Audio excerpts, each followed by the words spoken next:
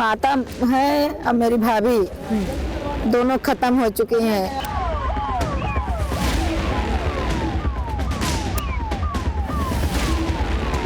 तो भाभी लगेंगी हमारी। अच्छा जी, हाँ जी। बस वही नहीं मिल रही है, पता नहीं कहाँ है।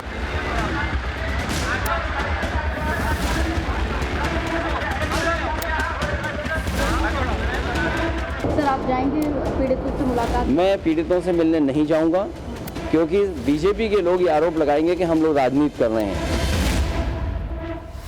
इसे क्या ही कहेंगे, बस इतना समझिए कि ये सियासी संवेदना का वो समाजवादी संस्करण है जिसमें मानवता का सूचकांक राजनीति से नीचे लुढ़का हुआ है।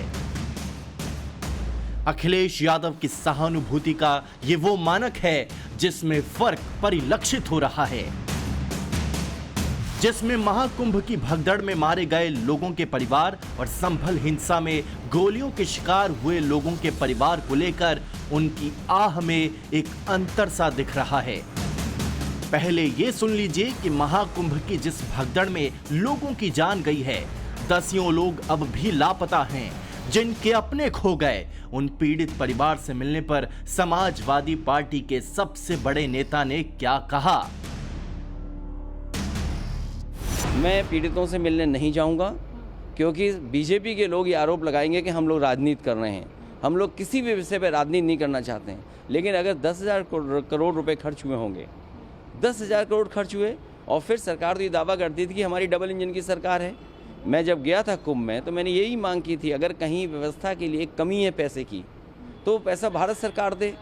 भारत सरकार को भी बताना चाहिए कि कितना सरकार ने सहयोग किया है।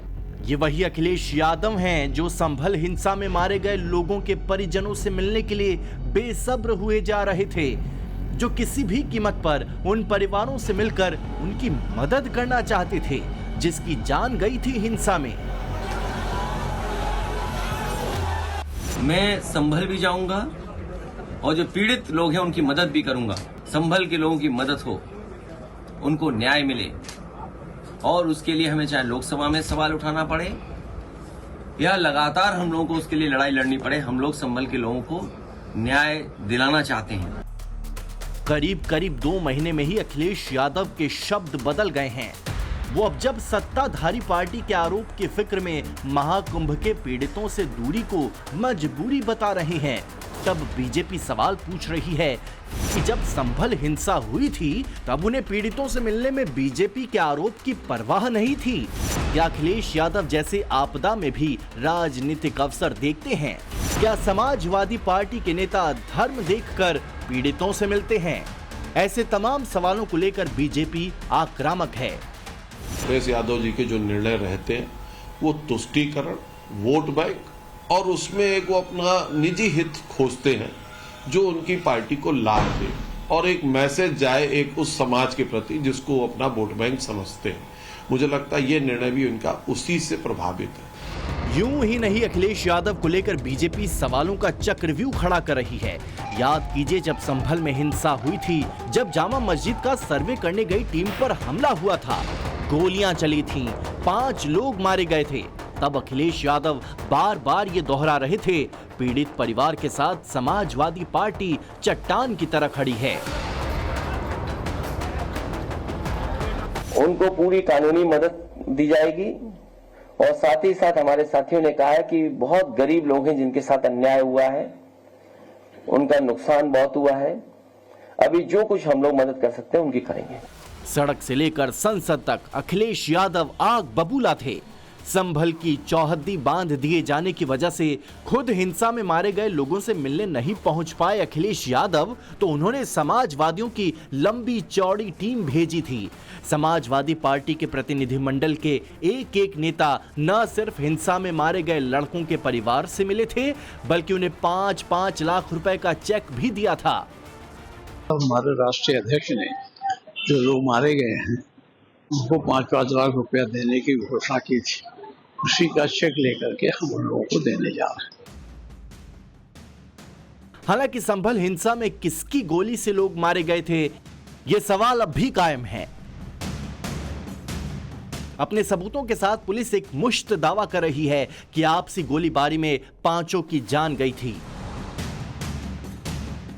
संभल के पीड़ितों को अखिलेश यादव की पार्टी ने 5-5 लाख रुपए का मुआवजा दिया। राहुल गांधी और प्रियंका गांधी ने संभल हिंसा में मरने वाले लोगों के परिवार से दिल्ली में मुलाकात की। राहुल गांधी तो संभल में पीड़ित परिवारों से मिलने भी जा रहे थे, लेकिन यूपी पुलिस की तरफ से उन्हें रोक दिया गया था।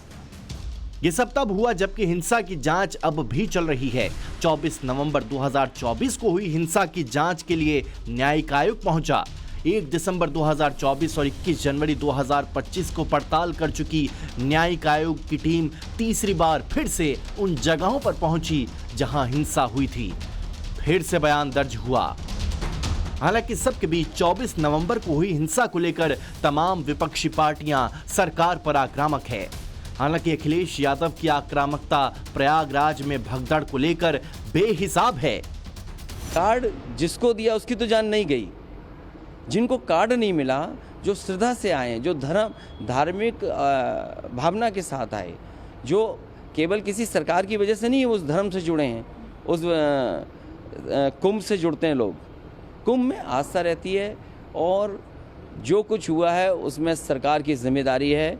भारतीय जनता पार्टी उससे हट नहीं सकती है। दिल्ली और लखनऊ दोनों सरकारें उसकी जिम्मेदार हैं। महाकुंभ में इंतजाम को लेकर सरकार को घेर रहे अखिलेश यादव पीड़ित परिवार से मुलाकात को राजनीति के नाम पर तिलांजलि दे रहे हैं।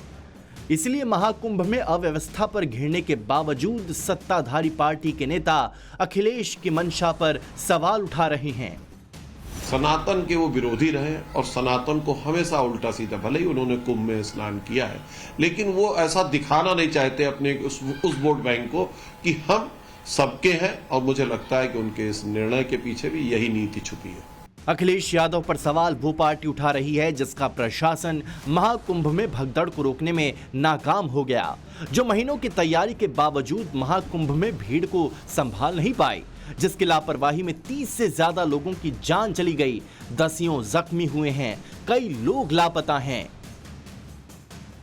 हमारे पास टोटल करीब 60 पेशेंट के पास आए थे, जिसमें लगभग सारे पेशेंटों को ट्रीटमेंट के बाद डिस्चार्ज कर दिया। कुछ तो हादसे से ग्रसित थे, जो गिरे जरूर थे लेकिन उनको चोट नहीं लगी थी, बट शॉक में थे, तो उनको सबको मैनेज करके भेजा गया। इस समय हमारे अस्पताल में उस तरह के कोई केस नहीं है।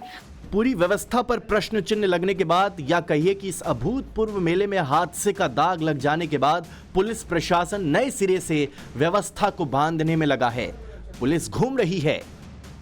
आगामी बसंत पंचमी का मुख्य स्नान पर्व है, उसके लिए हम लोग तैयारी कर रहे हैं और अगेन पूरे जो हमारा पिलग्रिम मूवमेंट है उसकी तैयारी कर रहे हैं। उसी के विषय में ड्यूटीज को और स्ट्रेंथन किया जा रहा है। ऑलरेडी हम लोगों ने निर्देशों के क्रम में ये डिसाइड किया हुआ है कि जैसे 29 तारीख को कोई वीआईपी मूवमेंट अलाउड नहीं था, इसी प्रकार 3 तारीख को भी कोई वीआईपी मूवमेंट अलाउ नहीं होगा। लेकिन जो हादसा हो गया उस पर बेहिसाब सियासत हो रही है। सरकार सवालों में है, लेकिन सवालों के बीच अखिलेश ने जिस तरह पीड़ित परिवार से दूरी बनाने की बात कही है, इसको लेकर सियासत का नया संस्करण शुरू हो चुका है।